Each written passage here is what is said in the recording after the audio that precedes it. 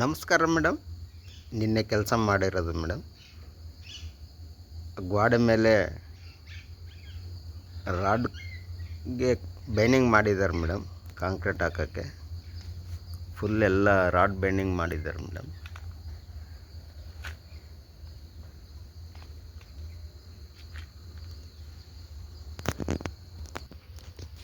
ಮತ್ತು ಇಲ್ಲಿ ಮೆಟ್ಲಿಗೆ ಅಂತ ಸ್ಟೆಪ್ಗೆ ರೆಡಿ ಮಾಡ್ಕೊಂಡಿದ್ದಾರೆ ಮೇಡಮ್. ನಿನ್ನೆ ಮಾಡಿರೋದು ಮೇಡಮ್ ಕೆಲಸ.